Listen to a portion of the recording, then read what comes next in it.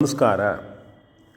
ಒಬ್ಬ ವ್ಯಕ್ತಿ ಕೊಳವೊಂದರಲ್ಲಿ ಬಾತುಕೋಳಿಯೊಂದು ಸುಂದರವಾಗಿ ಈಜಾಡುತ್ತಾ ಇರುವಾಗ ನೋಡ್ತಾನೆ.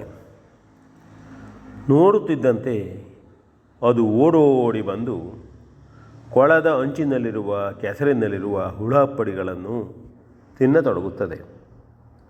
ಅಯ್ಯೋ, ಇಷ್ಟು ಸುಂದರವಾದ ಬಾತುಕೋಳಿ ಈ ಹೊಲಸನ್ನು ತಿಂತಾ ಇರ್ತದಲ್ಲ ಎಂಬುದಾಗಿ ಅವನಿಗೆ ತುಂಬ ಬೇಸರವಾಗುತ್ತದೆ.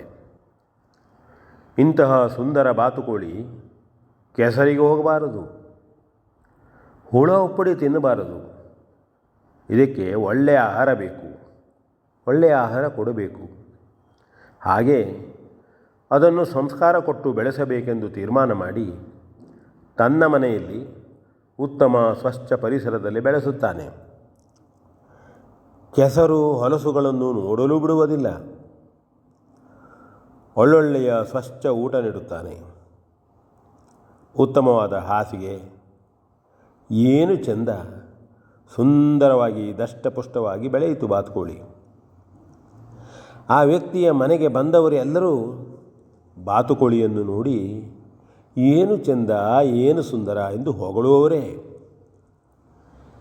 ಹೀಗೆ ಕೆಲವು ದಿವಸ ಕಳೆದ ಮೇಲೆ ಆ ವ್ಯಕ್ತಿ ಬಾತುಕೋಳಿಯನ್ನು ಮನೆಯಲ್ಲೇ ಬಿಟ್ಟು ಎಲ್ಲೋ ಹೊರಗೆ ಹೋಗಿರುತ್ತಾನೆ.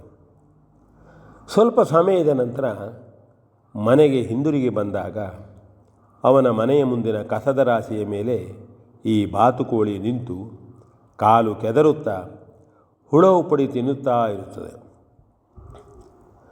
ಆ ಸಂತೋಷದಲ್ಲಿ ಅದು ಈ ವ್ಯಕ್ತಿಯ ಕಡೆ ನೋಡುವುದೂ ಇಲ್ಲ. ಆಗ ಆ ವ್ಯಕ್ತಿಗೆ ದುಃಖವಾಗುತ್ತದೆ. ತನ್ನ ಮನೆಗೆ ಬಂದ ನಂತರ ಉತ್ತಮ ಸಂಸ್ಕಾರ ಹೊಂದಿದೆ, ಕೆಸರಿಗೆ ಹೊಲಸಿಗೆ ಹೋಗೋದಿಲ್ಲ ಎಂದು ಭಾವಿಸಿದ್ದ ವ್ಯಕ್ತಿಗೆ ಬಾತುಕೋಳಿಯ ಮೂಲ ಗುಣವೇ ಹುಳ ಉಪ್ಪಡಿ ತಿನ್ನುವುದು.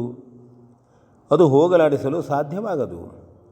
ಅದು ಅದರ ಸಹಜ ಗುಣ ಎಂದು ಅರ್ಥ ಆಗುತ್ತದೆ.